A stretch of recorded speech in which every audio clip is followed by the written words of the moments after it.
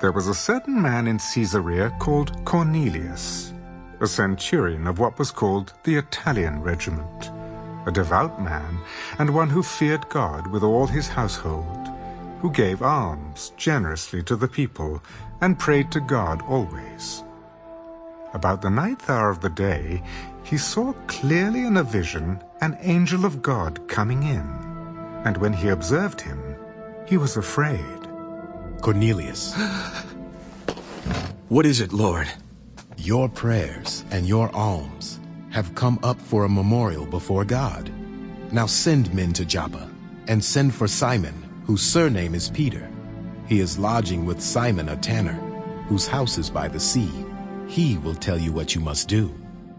And when the angel who spoke to him had departed, Cornelius called 2 of his household servants, and a devout soldier from among those who waited on him continually. So when he had explained all these things to them, he sent them to Joppa. The next day, as they went on their journey and drew near the city, Peter went up on the housetop to pray, about the 6th hour. Then he became very hungry and wanted to eat. But while they made ready, he fell into a trance, and saw heaven opened, and an object like a great sheet bound at the 4 corners, descending to him and let down to the earth.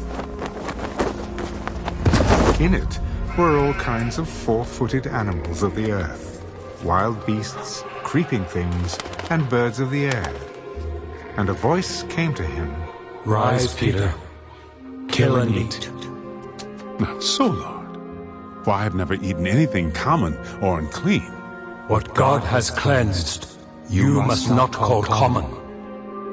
This was done 3 times, and the object was taken up into heaven again.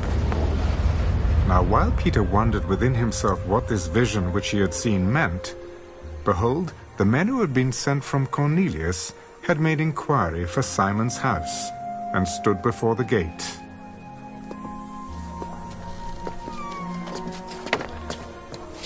And they called and asked whether Simon, whose surname was Peter, was lodging there. While Peter thought about the vision, the Spirit said to him, Behold, 3 men are seeking you. Arise, therefore, go down and go with them, doubting nothing, for I have sent them. Then Peter went down to the men who had been sent to him from Cornelius. Yes, I am he whom you seek. For what reason have you come? Cornelius, the centurion, a just man, one who fears God and has a good reputation among all the nation of the Jews, was divinely instructed by a holy angel to summon you to his house and to hear words from you. Then he invited them in and lodged them. On the next day, Peter went away with them, and some brethren from Joppa accompanied him. And the following day they entered Caesarea. Now Cornelius was waiting for them, and had called together his relatives and close friends.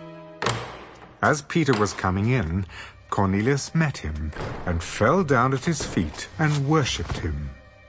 But Peter lifted him up. Stand up. I myself am also a man. And as he talked with him, he went in and found many who had come together. Then he said to them, You know how unlawful it is for a Jewish man to keep company with or go to one of another nation. But God has shown me that I should not call any man common or unclean. Therefore I came without objection as soon as I was sent for. I ask then, for what reason have you sent for me? 4 days ago, I was fasting until this hour. And at the 9th hour, I prayed in my house, and behold, a man stood before me in bright clothing and said, Cornelius, your prayer has been heard, and your alms are remembered in the sight of God. Send therefore to Joppa, and call Simon here, whose surname is Peter. He is lodging in the house of Simon, a tanner, by the sea. When he comes, he will speak to you. So I sent to you immediately, and you have done well to come. Now, therefore, we are all present before God to hear all the things commanded you by God. Then Peter opened his mouth and said, In truth, I perceive that God shows no partiality. But in every nation, whoever fears him and works righteousness is accepted by him.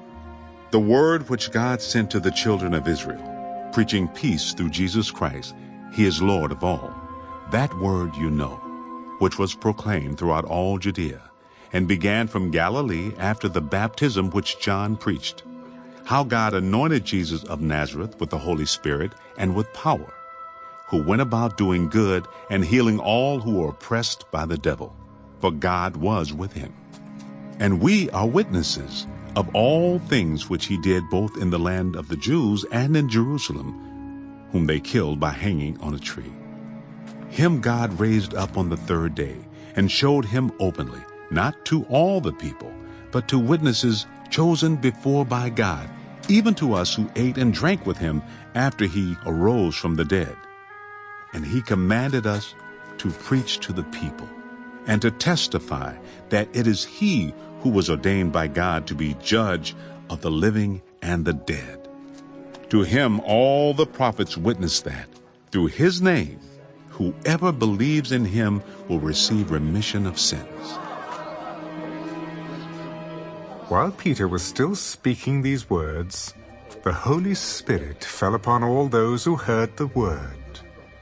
And those of the circumcision who believed were astonished, as many as came with Peter, because the gift of the Holy Spirit had been poured out on the Gentiles also. For they heard them speak with tongues and magnify God. Can anyone forbid water, that these should not be baptized, who have received the Holy Spirit, just as we have? And he commanded them to be baptized in the name of the Lord. Then they asked him to stay a few days.